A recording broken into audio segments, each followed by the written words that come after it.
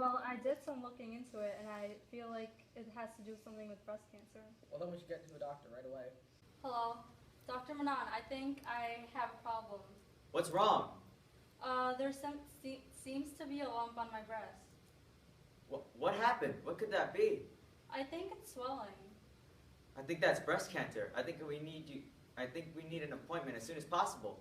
Can I come in tomorrow? Yeah, sure. Hi, my name is Madan Bhatt, and I am a doctor here examining my patient, Vinny Modi. She called me because she was concerned about her lump on her breast, and I'm going to examine her to make sure she doesn't have breast cancer. She's had a history of breast cancer, with her mom and her grandma also developing it. Hi, Dr. Bott. Hey, Vinny, nice to see you. So, what's wrong? As I've told you before, I think I have breast cancer. Okay, in order to fully understand what's going on with the situation, I'm going to have to examine your breasts. Okay, thank you.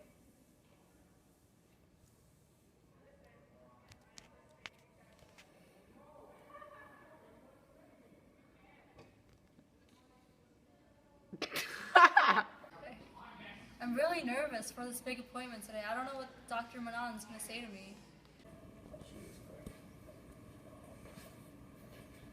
Vinny, I'm sorry to say that you have been diagnosed with breast cancer. Oh my god. But it's okay. It's very treatable because it's in its early stages. Come to my office in about 6 weeks. Hi, that sounds good. Okay, so I felt a bump above your left breast. In order to get more information, we're going to have to give you a mammogram. Is that okay? Yep, that's fine. Okay, great.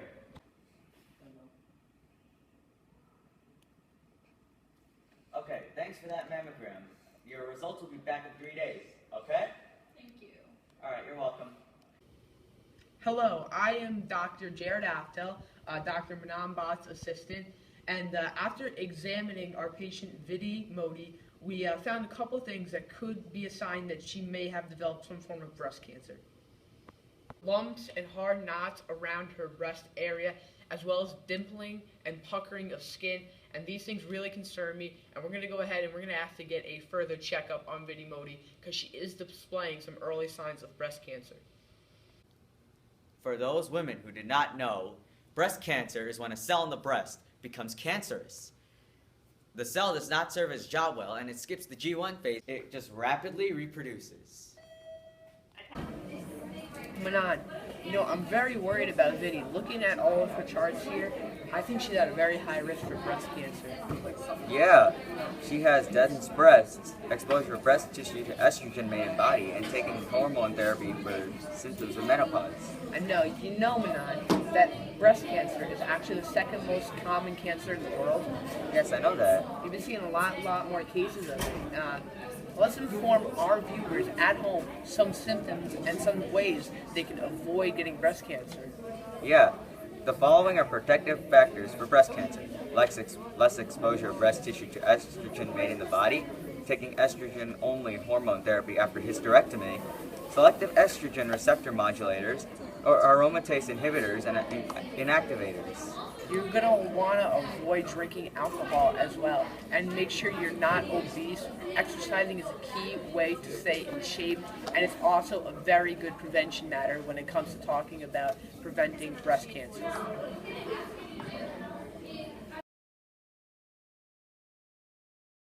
Okay, I'm very sorry to say.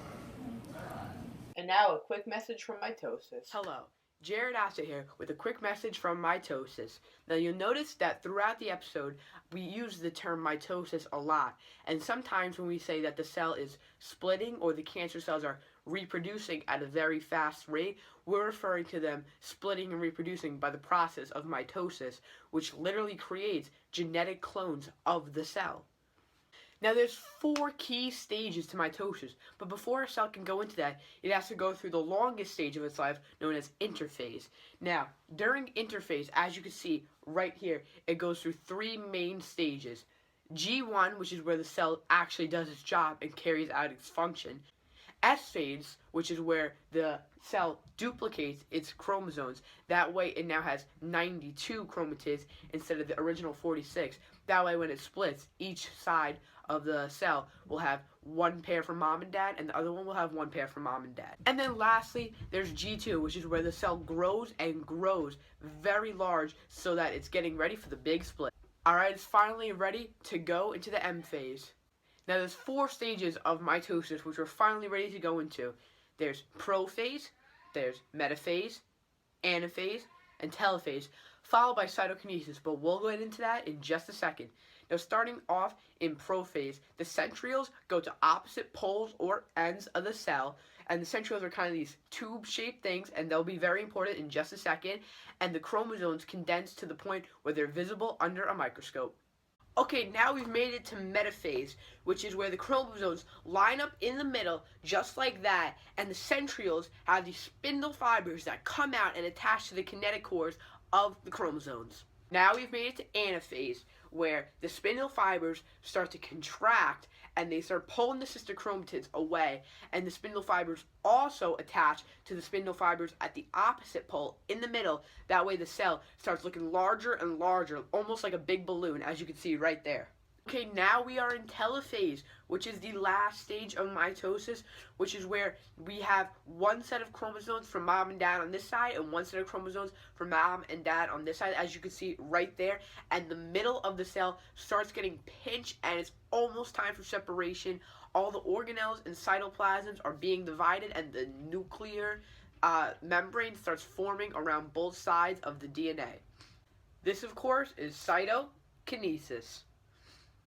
And that's how, when we're talking about cancer cells, one cancer cell could quickly reproduce and become 2 identical cancer cells. Thanks for seeing me again, Dr. Aftel. No problem, but Dr. Bott is very busy with his appointment, so he asked me to come and talk to you. Now, I understand that he told you to come back about 6 weeks ago because you were developing an early stage of breast cancer. That's right. And we want to get a quick mammogram to see where we stand. That way we can start discussing treatment plans in about 2 to 3 days when the results of your mammogram come back. Is that okay with you? That's perfectly fine. All right, let's go ahead and do that. Okay. Dr. Jared Aftel here again, and we are at Vidi's 6-week checkup after her initial diagnosis. We did believe that it could be signs of breast cancer, and after examining her for the second time, we have found that there is a change in the size of her breast and the shape of her breast, and she's also occasionally seen itchy and sore rashes on her breast, which are some more symptoms of breast cancer. So this is leading to make us believe that she is developing some form of breast cancer.